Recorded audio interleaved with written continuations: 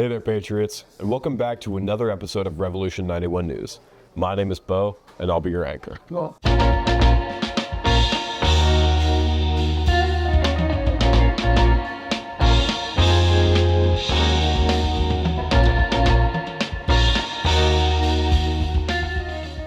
With the weather getting colder, that means only one thing. Basketball season is starting. This past week, we saw our Patriots play their first game of the season. Nothing beats the basketball experience, with highlight plays, great performances, and those concessions to get you through halftime. My name is Antonio, and I play point guard. I chose to play because of Coach Nick's values and what he's done for the Patriots in previous years. But our first game went pretty good. We won by 28 points. We had a lot of good execution, a lot of good individual play, and it was a good game overall. I'm looking forward to our Westlake game. I'm looking forward to our Fayette game. I'm looking forward to playing against some packed out crowds, showcasing my ability to a lot of people. That's our ability. On internet, played Florida big. I'll tell you, when I was younger, I used to go to the game and say, watch. That's all incomplete. I think it went really good. There were some really good moments. We just keep on working. Keep on getting better. My name is John, and I played Florida. Yeah, the game went great, and I'm just looking forward to winning another chip to play basketball for St. Creek because I just heard about how good they were. So now I want to be a part of something like that. Great game, Patriots. Congratulations to John Caesar for dropping 30 and 10. This week, we talked to Assistant Principal Mr. High about the final exam exemption policies. More next. So the way that exemptions work, we got two options. We have an academics and we have an attendance option. The academic option, if you have a 95 in a class, you can exempt up to 3 classes if you're taking 7 classes. If you're taking 6 or less classes, you can exempt 2 with a 95.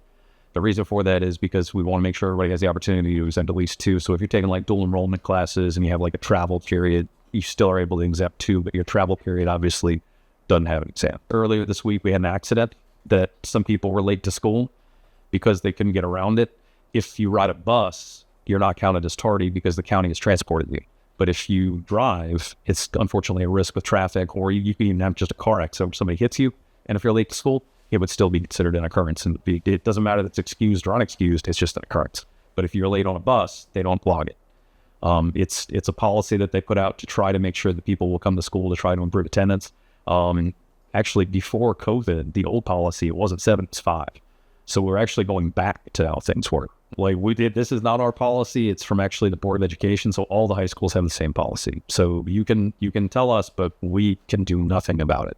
And all the high schools basically are getting the same discussions because when you change something, people always have a reaction with it. And this is a significant change from how we've been several years.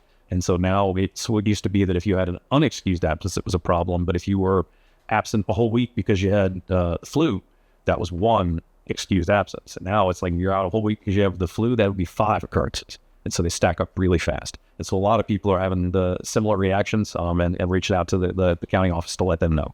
But like as a school, we can't do anything about it. We end up bound by the same code of conduct that all the other high schools are. This is Habib reporting Revolution 91 News. Welcome back to the box office, your weekly source of what's happening at the movies. Over Thanksgiving break, Disney released Zootopia 2, and I gotta be honest, it does not matter what critics are saying about this one, because regardless, families and fans are going to see this movie in droves.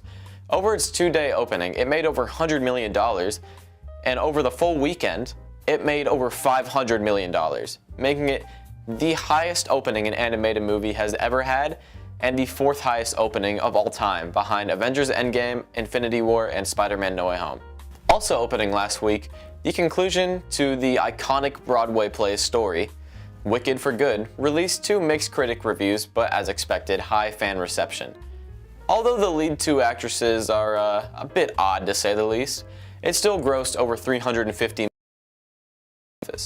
And now it's time for our weekly recommendations, selected by the committee. First of all, the movie of the week is Zootopia 2. And it's not just because it made over $500 million. This movie has gorgeous animation, super sharp writing, and a very relevant message to our current times. The indie spotlight of the week is No Other Choice. Directed by master filmmaker Park Chan-wook, it promises to be a sharp social satire about morality and corporations. And if you've seen Squid Game, you're sure to know who the lead actor is.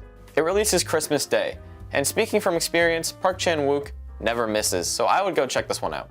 And the box office official recommendation is Mission Impossible Fallout. This is, in the committee's opinion, one of the best action movies of all time.